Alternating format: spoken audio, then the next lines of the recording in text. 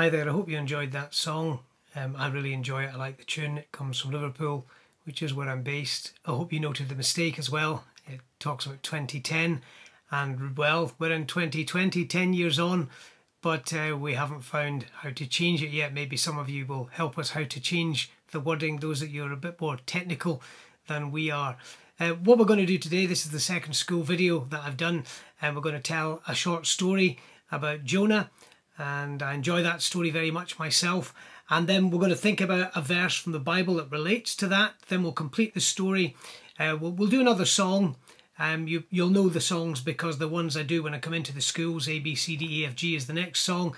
Hopefully you'll sing along with it, really enjoy it. And then we're going to do the first instalment of a story about a girl called Mary Jones who came from Wales. And Mary couldn't afford a Bible. In fact, not many people could afford a Bible in those days. So we're going to start the story. If you want to watch the rest, you'll need to go onto my YouTube channel and you'll get parts 1, 2, 3, 4 and 5 on there. First one's on this video, and you'll get 4, the remaining 4 if you go onto the YouTube channel. So hope you enjoy the video. It's great to be able to be with you. You can see I'm in my office here. When I get to the end, I'm going to tell you a little bit about what we're going to do in our Christmas video, but I'll leave that for the end. So stick with us. Hope you enjoy our video school assembly.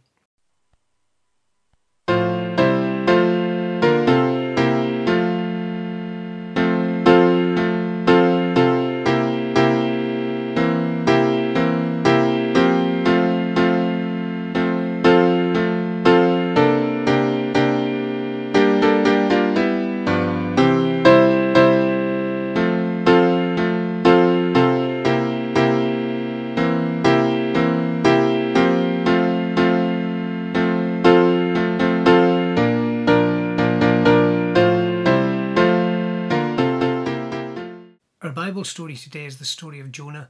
I'm going to show you quite a few pictures, but Jonah is one of these really fascinating stories in the Old Testament. So those of you that have listened to me in school know that the Bible is divided into 2 halves, not exactly the same size, so they're not really halves mathematically, but 2 parts. So you've got the Old Testament, and there's 39 books. And if I was doing a quiz, I'd ask you how many are in the New Testament, but I'll tell you, there's 27, 66 in total. Now, Jonah's found in the part of the Old Testament which is called the prophets, and Jonah's got 4 chapters in the book about him, and that's what we're going to talk about today. So let me tell you the story of Jonah, then we're going to stop for a minute, think about a thing that he said, a verse from the Bible, then we'll continue the story. But stay with me, watch this through. I hope you really enjoy it today. And if your teacher's going to do a quiz with you, listen really carefully so that you can answer some of the questions. Now, Jonah, he lived a long, long time ago. And he lived actually in Galilee, where the Lord Jesus lived, though people didn't realise that for a long time. It was called Gath Hefer at the time. And Jonah was told one day by God that he had to go and make a journey, and he was to travel to Nineveh. Now, Nineveh was the capital of a mighty empire that was devastating and destroying and fighting and causing great problems in the world.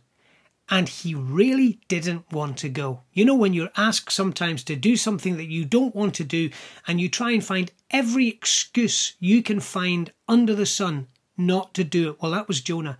Jonah digged his heels in. Jonah said, I really don't want to go because I don't like these people. But God said, you have to go. But Jonah did what we do often. He said, no way, I'm not doing that. And so he packed his bag one day and he decided that he was going to find a boat that was travelling to the other end of the Mediterranean towards Spain.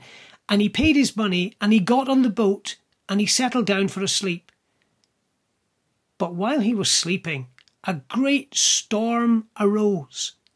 The sailors in the boat had never seen a storm like this before in their life. They were good sailors.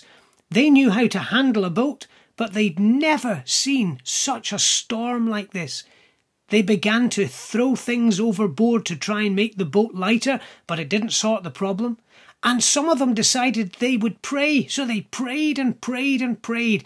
And they asked their gods to help them, but nothing happened. and they began to go round the boat and say to everybody in the boat, "You need to pray to your God." Well, someone looked for Jonah, but he couldn't find him. Jonah was nowhere to be seen.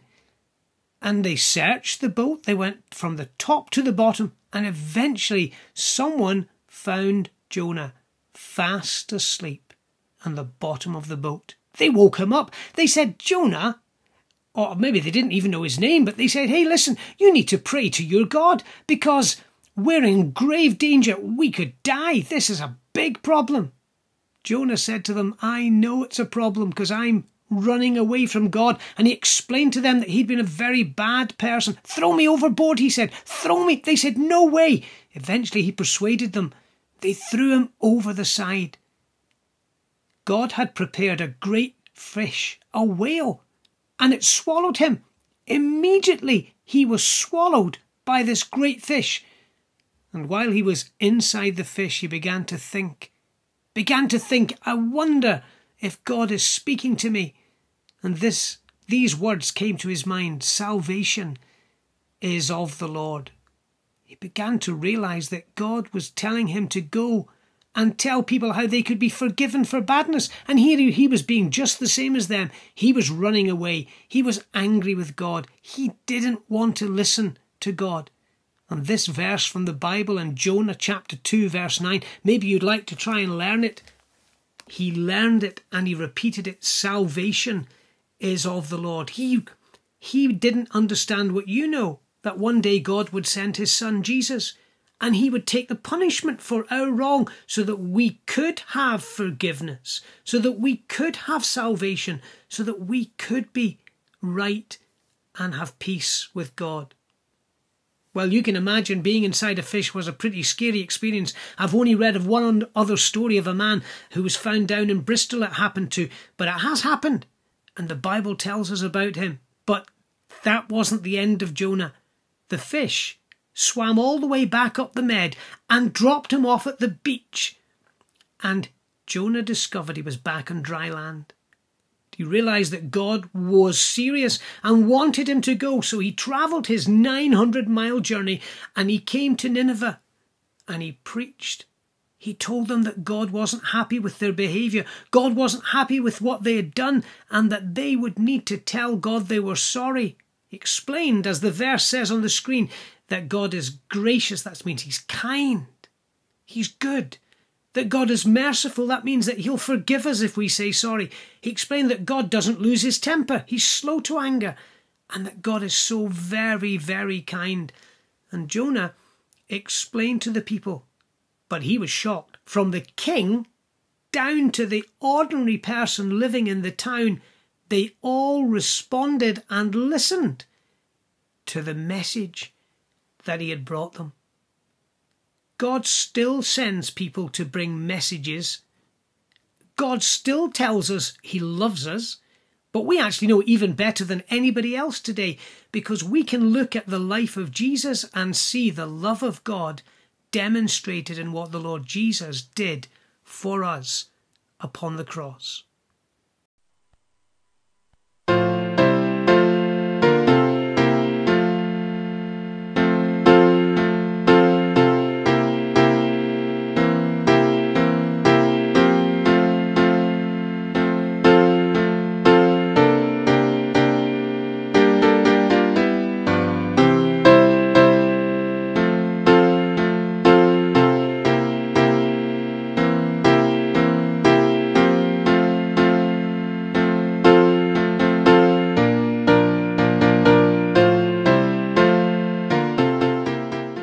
We're starting a new story today, the story of Mary Jones. Now, I particularly love this story, and I have a whole lot of stuff. I've got an old book here on the story of Mary Jones. I've researched stuff. I've done it with children, and here we are talking about it again. It's a delightful story. She was born in December 1784. She lived in a humble little grey cottage, the beautiful little Welsh village, and I don't pronounce the name very well, so you who are listening, if you're Welsh, forgive me, Lachfynhal or something like that near the west coast. I did do this in a school once, and the teacher gave me lessons on how to say it, but of course if you don't say these things regularly then you forget forget very quickly. It was a beautiful green valley in the shadow of a mountain. On a clear day from her home, she could sometimes glimpse the sea at a distance. But in the local town, there were fighting, gambling, drinking, and the boys there would have often been regarded as hardened toughs. But the girls, well, they were no angels either. But Mary's parents knew that Mary was different because she had come to learn to trust in God. Life in her valley was simple. Her father Jacob was a weaver, and he worked hard to support his wife and his child. But sadly, her father Jacob died when Mary was still quite young. But Mary could be counted on to help her mother. She would do the chores, she would scrub the floor, she would feed the chickens, she would cook and help and keep the house tidy. But there was one thing that Mary loved above everything else, and that was going to church. She loved to go to church on a Sunday.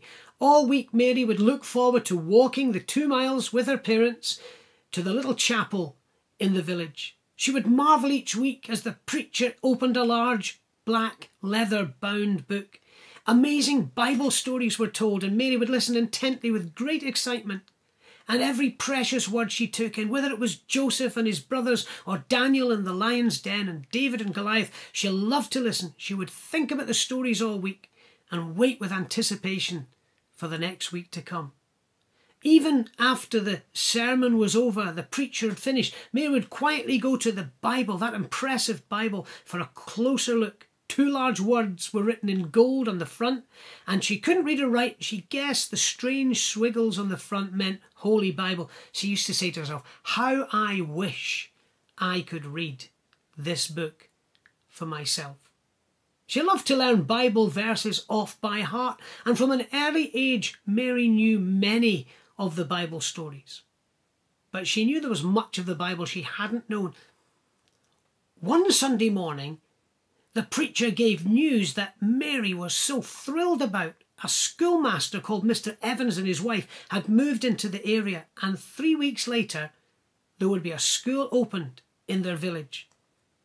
Mr. and Mrs. Jones witnessed how delighted Mary was at the opportunity to learn to read and to write, and they knelt down and prayed and thanked God for this opportunity. As the months passed by, it was obvious that Mary was a very excellent pupil. She wanted to take in so much. She wanted to make sense of these strange markings and be able to read for herself. And she wanted especially to be able to read the book in the chapel. She wanted to be able to read it for herself. She listened to everything Mr. Evans taught so that one day she could understand them for herself. Mary loved learning, and her reading skills improved dramatically. The Evans lived in a farm cottage about 2 miles from Mary's home. I'm not going to try and say the name of the farm cottage. Now, Mary used to work hard every day, extra hard, so that she could finish her chores and so that she could get to the farmhouse and to read, because Mr. Evans had very kindly said that he would teach her more in the evenings, but the special thing was the Evans had a Bible. And she was allowed to read the Bible once she could learn to read a little more. Mary eventually read the stories of the Bible, learned the truth of the Bible, and she became a Christian. She put her faith in Jesus Christ at the age of 8 and committed her life to him. Now her life takes a fresh meaning, and there's some amazing things she does in her life. We're going to think about them in the next instalments of our story. Now, it's been so good to talk to you today. I hope you've enjoyed it. But let me give you a little preview. Some of you will have met my friends. I've got them just here with me. You'll have met my 2 friends here. And next time, I'm going to talk to you about the Christmas story. And they get a very special gift. And we're going to look at the gift next time, and it's going to explain to us the Christmas story. So remember to come back on in December and watch the school video assembly and meet my 2 friends again, and they'll probably have someone else with them. Another puppet that I've got, he's going to make an appearance in the next story, and he and these 2 guys, they get a present, and the present tells them about the story of Christmas. So do listen. Please sing our final song, and remember to change 2010 to 2020, and God bless you, and thanks for taking the time to watch the video today.